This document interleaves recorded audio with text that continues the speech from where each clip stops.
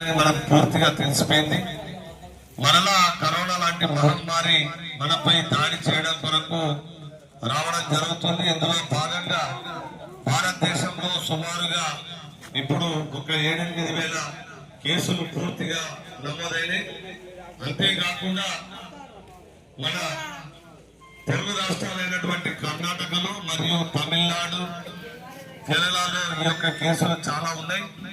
ఆంధ్రప్రదేశ్ లో సుమారుగా ఒక 100 కేసులు నమోదైనాయి. తెలంగాణలో ఒక 10-15 కేసులు మాత్రమే నమోదైనాయి. రాను రాను ఇవి మన పల్లెల్లోకి రాకుండా ఉండడం కొరకు మనం కరోనా సమయంలో ఎలాంటి జాగ్రత్తలు అయితే తీసుకున్నామో, వ్యక్తిగత శుభ్రత అనగా ఎప్పటికప్పుడు మనము కాళ్ళు చేతులు శుభ్రంగా కడుక్కోవడం, సబ్బుతోటి చేతులు కడుక్కోవడం, శానిటైజర్ తోటి చేతులు తుడుచుకోవడం, అట్లాంటి పాటించి మనము జాగ్రత్తలు తీసుకోవడం తోటి మనకు కరోనా వంటి మహమ్మారి మన దరికి చేరకుండా మనం కాపాడుకున్నాం మన ఆరోగ్యాలను. మరి ఇప్పుడు రానున్న వర్షాకాలంలో సీజనల్ వ్యాధులు అనేవి వస్తాయి. అంటే వాంతులు, విరోచనాలు, డెంగ్యూ, మలేరియా లాంటి వ్యాధులు వస్తాయి. అది కేవలం ఈగల దొంగల వల్లనే వస్తాయి కనుక మన ఇంటి పరిసరాలన్నింటినీ శుభ్రంగా ఉంచుకోవాలి. మన ఇంటి చుట్టుపక్కల చెత్త చెదారం అనేది ఉండకుండా చూసుకోవాలి. మన ఇంటి చుట్టుపక్కల నీళ్లు నిల్వ ఉండకుండా చూసుకోవాలి. మన ఇంటి ముందు ఉన్నటువంటి డ్రైనేజీ కూడా ఎప్పటికప్పుడు మరి గ్రామ పంచాయతీ వాళ్ళు క్లీన్ చేస్తారు. కానీ మనము కూడా మన ఇంటి ముంగట ఉంటుంది కనుక అందులో మనము సలిపువ్వులు కానీ, సలికూరలు కానీ, ప్లాస్టిక్ కవర్లు కానీ వేసినట్లయితే మనకు అక్కడ దోమలు అనేటివి వృద్ధి చెంది మనపై దాడి చేస్తే మనకు డెంగ్యూ, మలేరియా లాంటి వ్యాధులు వస్తాయి. ఆ డెంగ్యూ, మలేరియా లాంటి వ్యాధులు వస్తే ప్లేట్లెట్స్ డౌన్ అవ్వడం, మరి వైట్ సెల్స్, రెడ్ సెల్స్ అంటూ మరి ఎన్నో కారణాలతో మనం హాస్పిటల్లో అడ్మిట్ అయితే 50 నుంచి 1,00,000 రూపాయల వరకు కూడా ఖర్చు అవుతుంది. కావున ఈ విషయాలు గమనించి అందరూ పరిసరాలన్నీ పరిశుభ్రంగా ఉంచుకోవాలని తెలియజేసుకుంటూ దీనిపై మా మిత్రుడు పంచరి ప్రవీణ్ ఒక పాట పరిశుభ్రంగా ఉంచుకోవాలని కోరుకుంటూ, ఇంటి చుట్టుపక్కల చెత్త చెదారము, ఈగలకు దోమలకు పక్క నివాసము,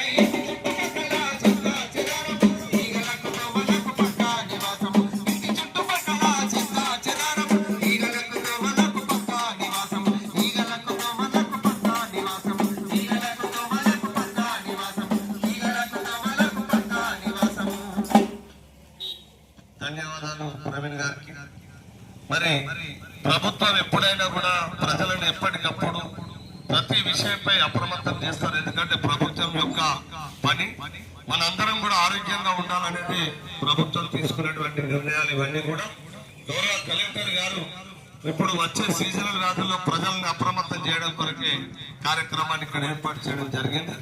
అంతేకాకుండా ఇప్పుడు భూభారతి అనే కొత్త చట్టం వచ్చింది. గతంలో ధరణి అనేది ఉండే, ధరణి బదులుగా ఇప్పుడు భూభారతి వచ్చింది.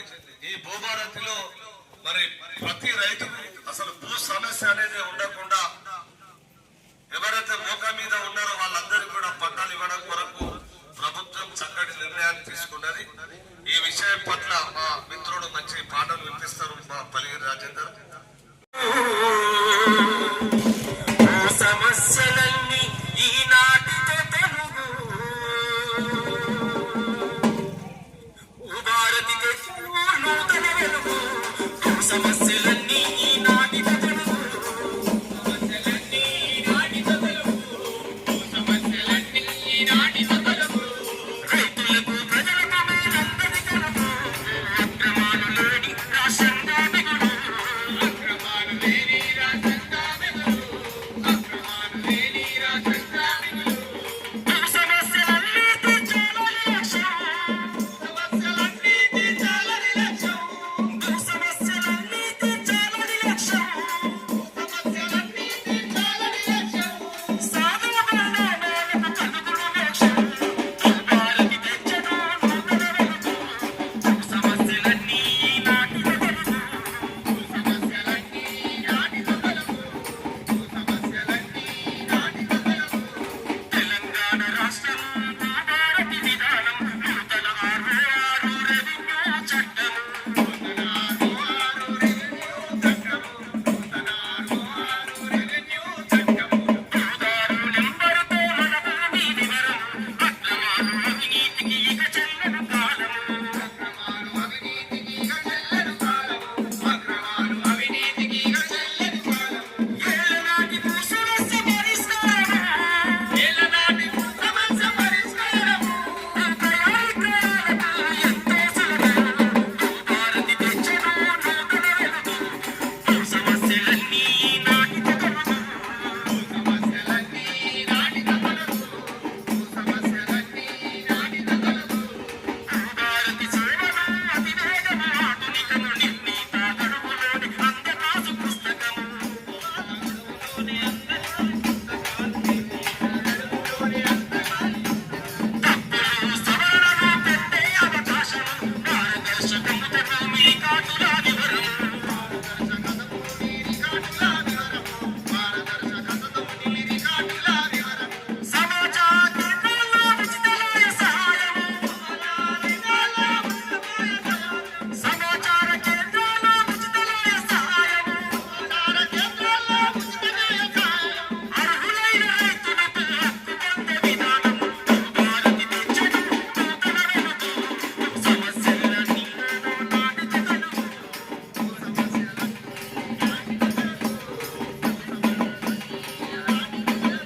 ఆ రైతులకు ప్రజలకు మేలన్నది కలుగు.